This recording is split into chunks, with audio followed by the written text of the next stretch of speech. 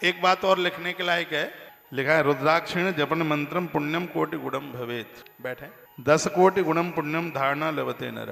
रुद्राक्ष की माला पर जप करने से 1 करोड़ गुना फल प्राप्त होता है। श्री शिव महापुराण का श्लोक नंबर 58 है, 25 नंबर का अध्याय है, विद्येश्वर संहिता है।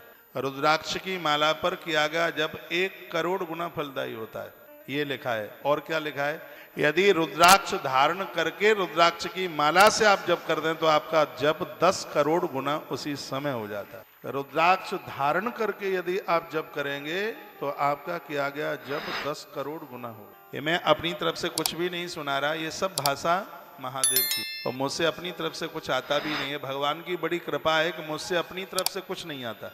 हाँ, ये भगवान की बड़ी कृपा है कि मुझसे अपनी तरफ से कुछ नहीं आता। मैं 0/0 हूँ अपनी तरफ से। यहाँ से वही सुनाने की कोशिश करता हूँ जो ग्रंथ में वर्णित है, क्योंकि हम जैसे लोगों को भगवान की अनुमति वही है कि शास्त्र में जो लिखा है वही सुनाओ।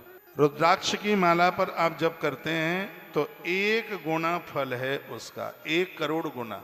और रुद्राक्ष धारण करके आप जप करते हैं तो वही जप 10 करोड़ गुना तत्काल हो जाता है। ये ऐसे श्लोक में लिखा है 10 कोटि गुणम पुण्यम धारणा लभते नर। रुद्राक्ष धारण करके यदि आप जप करते हैं तो 10 करोड़ गुना आपके किए गए सत्कर्म का फल हो जाता है। यावत कालम ही जीवस शरीरस्थो भविष्य वही तावत कालम स्व अल्प मृत्युन देवी विवादते।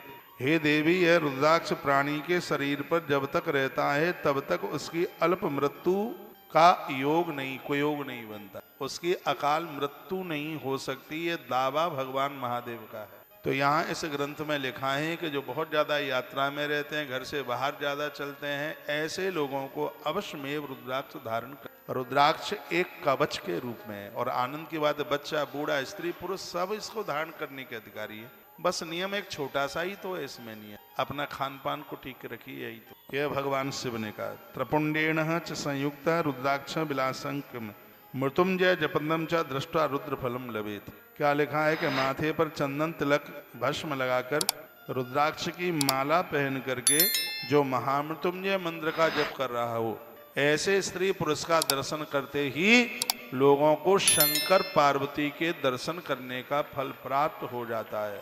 जितने भी ब्राह्मण साधक मुझे सुन पा रहे हैं जो अनुष्ठानी ब्राह्मण है, अनुष्ठान करते हैं, संध्या करते हैं, लेकिन यह दुर्भाग्य है, पूजा के समय पर जजमान के यहाँ पूजा कराने के लिए खूब त्रिपुंड लगा लेते हैं, धोती कुर्ता पहनते हैं, बड़ी बड़ी मालाएं भी डाल लेते हैं, पूजा पाठ न मिला तो पैंट शर्ट पहन करके, प्राय बहुत ज्यादा होता है। ये बिल्कुल भी नहीं होना चाहिए।